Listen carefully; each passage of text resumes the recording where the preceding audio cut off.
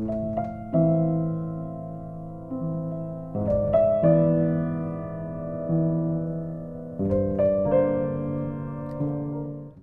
right, good day everyone. We are reviewing Wetzel's Limnology textbook. This is edition number 4, and we're focusing on chapter 11, which deals with oxygen distribution in rivers and lakes. And more specifically today, we'll be looking at oxygen distribution in lakes and at the metrics for assessing anoxia and hypoxia in inland waters.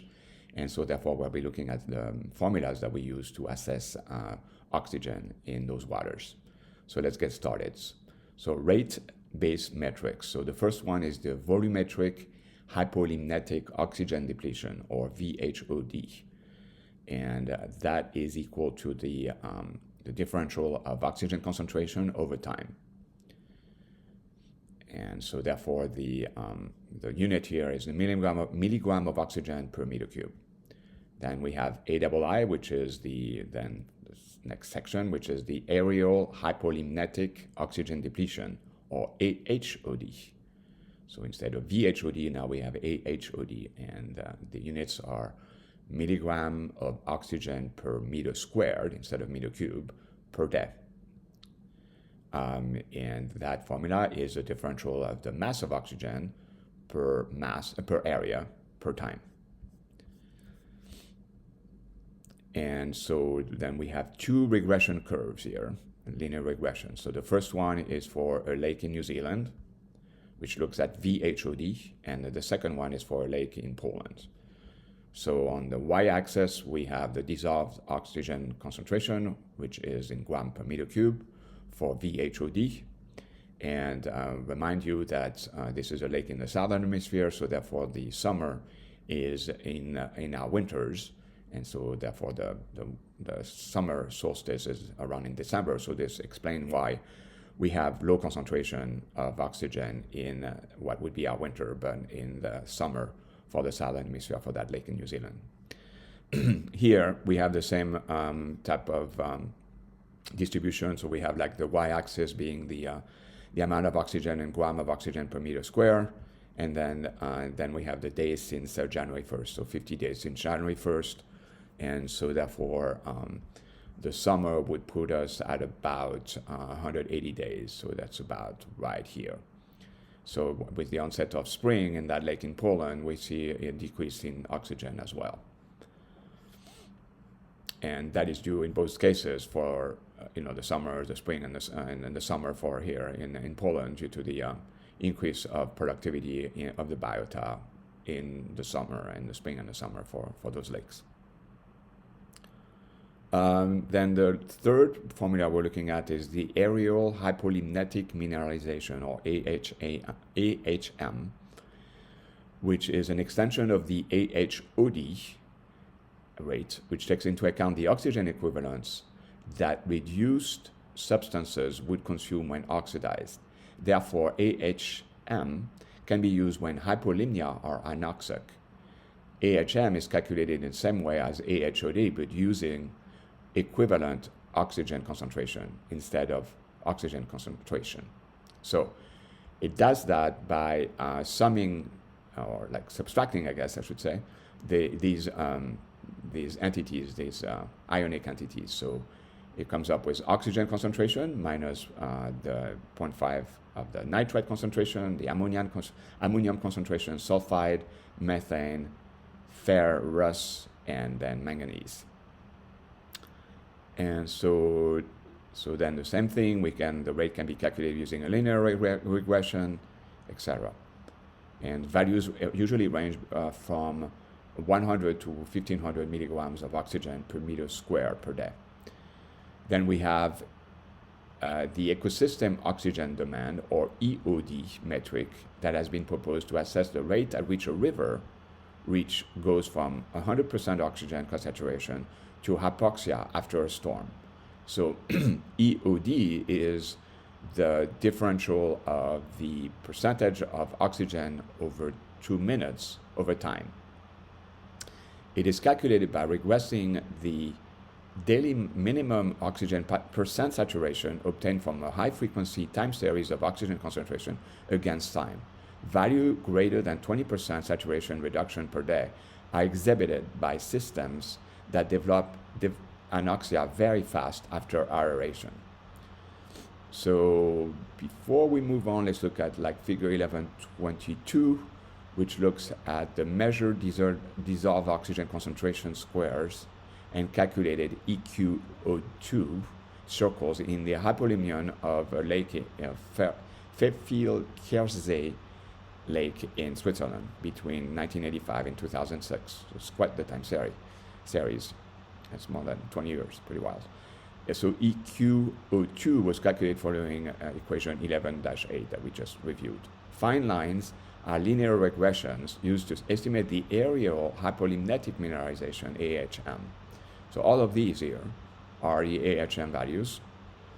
The circles, okay, so we have the circles that are the EqO2, and then the squares that are the concentration, the measured concentration of oxygen. So one is the value of oxygen, and the other is the equivalent oxygen minus the reduced entities, as we just saw. And on all of those lines are the regressions for a specific year. And then the dashed lines separates the year from each other. All right, so all rates-based metrics in the hypolimnia of lakes are affected by downward fluxes of oxygen across the thermocline, which can be corrected by deriving vertical heat exchange coefficient from temperature data. Another complication is the subjectivity when defining the period for calculating the linear regressions, and the fact that for some rates, calculations are no longer possible when anoxia is established. Extent-based metrics. Anoxic factor, AF, is a metric of the number of days per year or season that an area of sediment is overlain by anoxic waters.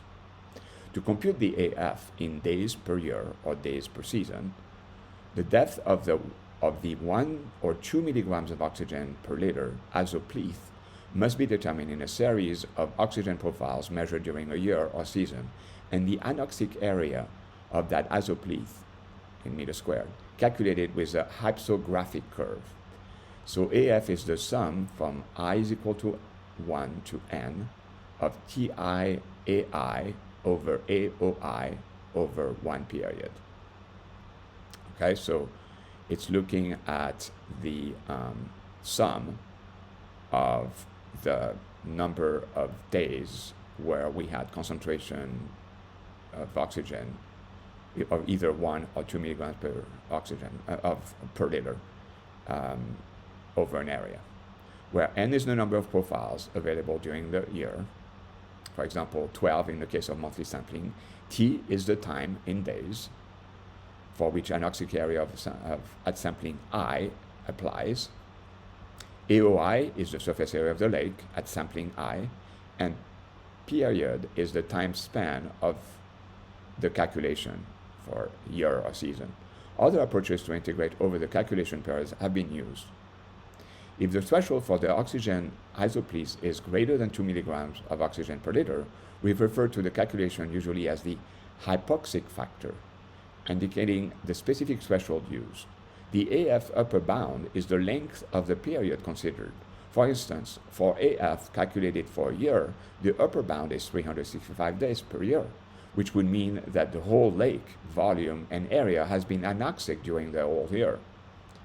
This intuitive upper bound makes AF a useful metric for assessing and comparing anoxia extent across and within lakes, and for investigating anoxia drivers.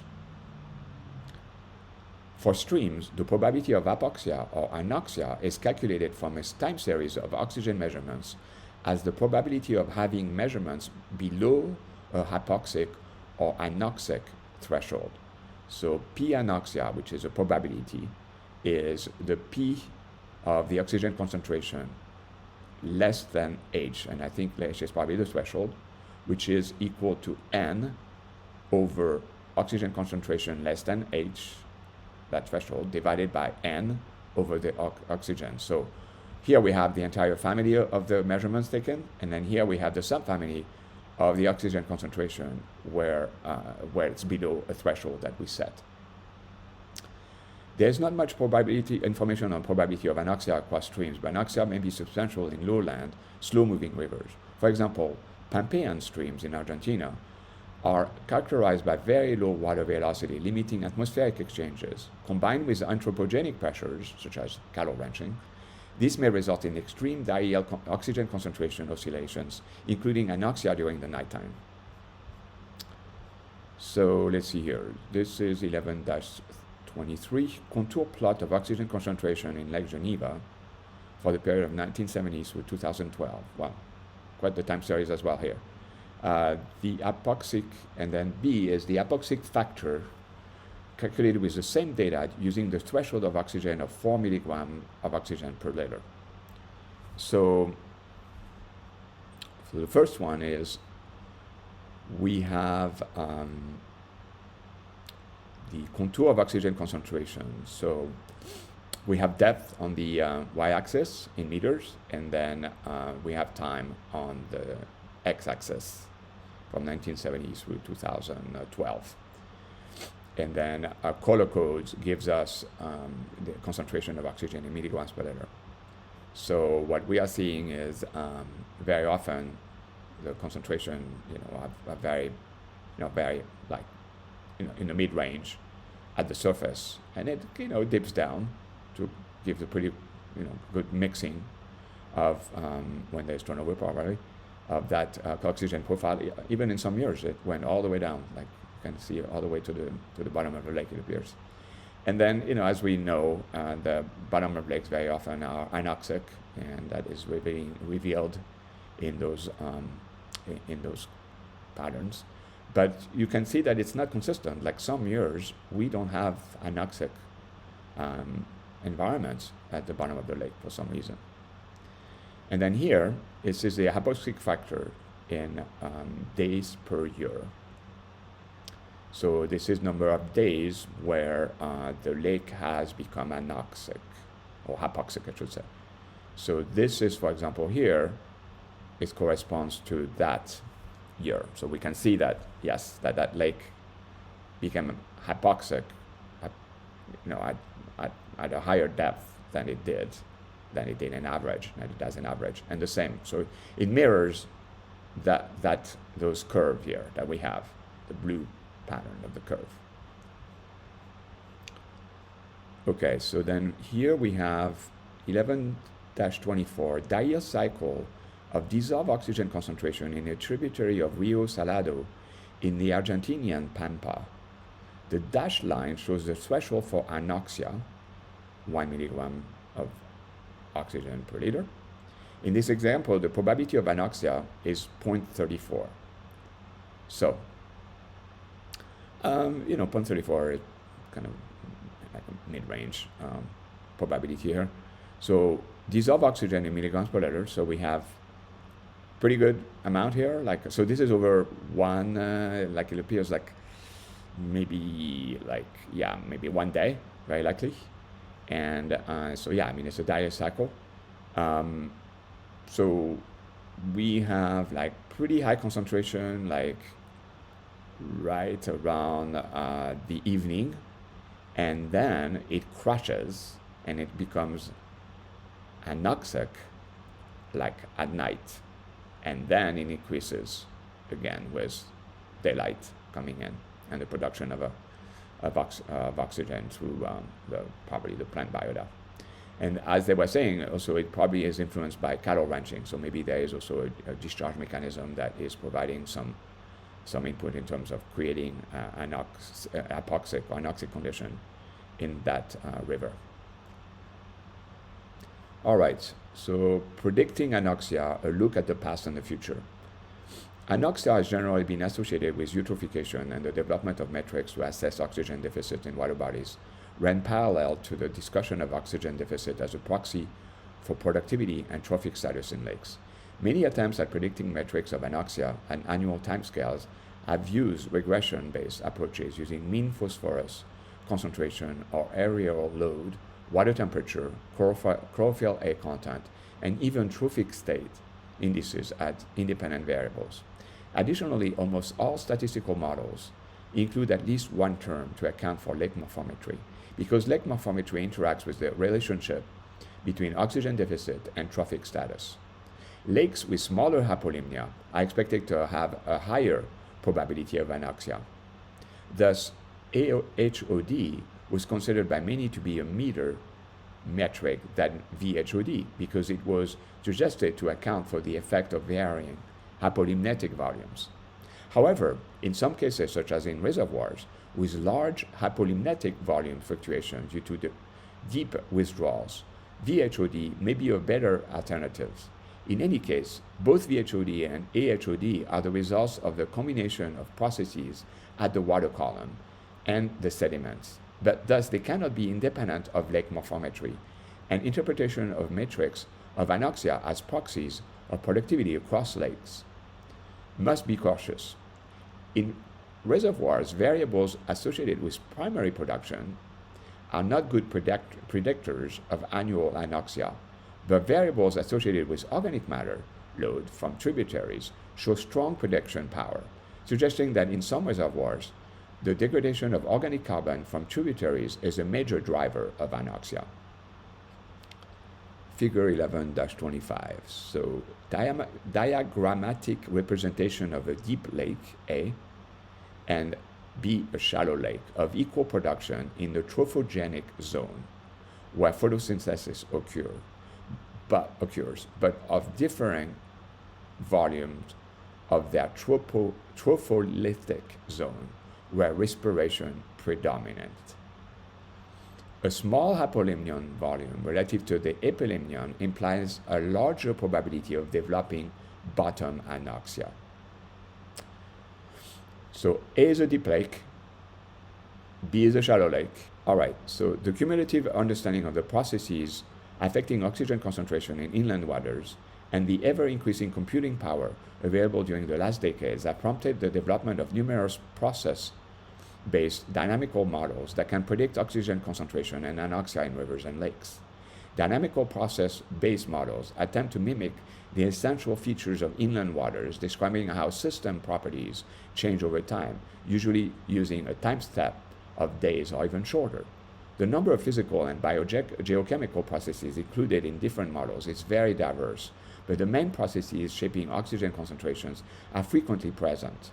Although using these models can be more difficult than applying regression-based approaches, they are better suited to simulate oxygen deficit in inland waters subject to multifaceted changes. This is why most projections of climate change impacts on inland water anoxia use dynamical process-based models of varying complexity. Anticipating climate change impacts on oxygen deficits in inland waters is challenging because shifts in climates will be accompanied by changes in many other aspects influencing oxygen concentrations. Rising temperatures are expected to decrease solubility and thus oxygen concentration, a phenomenon already observed in lakes worldwide. Modeling exercises have also suggested that the decrease in oxygen concentrations due to reduced solubility in a warmer climate will increase the probability of anoxia in the world rivers. Lakes and reservoirs are expected to stratify for longer in many regions, and a longer hypolimnetic isolation during stratification favors anoxia development. Warmer temperatures may also favor anoxia due to the dependence of aerobic respiration rates on temperature. Although temperature is often included in statistical models of anoxia development, the relevance of this mechanism in a climate change context is still unclear. Anoxia has been attributed to decreasing stream flows promoted by recent climate change in reservoirs, which has a potential implication for the myriad of reservoirs located in arid and semi-arid regions that will suffer severe reductions of stream flow during the upcoming decades. Nutrient point and diffusive sources have been the main driver of oxygen deficit in lakes during the 20th century. Therefore, future increases in wastewater inputs to inland waters and fertilizers application in agriculture may also result in more anoxia in lakes due to concomitant increases in primary production and subsequent respiration in deep layers. More frequent extreme weather events in the future may also increase anoxia by promoting overflows of sewer systems during storms that may lead to river anoxia. A complete understanding of the dynamics of anoxia across inland waters in a changing climate requires resolving the interaction between all of these co-occurring processes on oxygen concentration, and we're just starting to develop the necessary scientific infrastructures to deal with such a complex undertaking. Consequently, refining the predictions for anoxia in inland waters is a fundamental challenge that limnologists will face in the upcoming decade. So I think that completes it for today.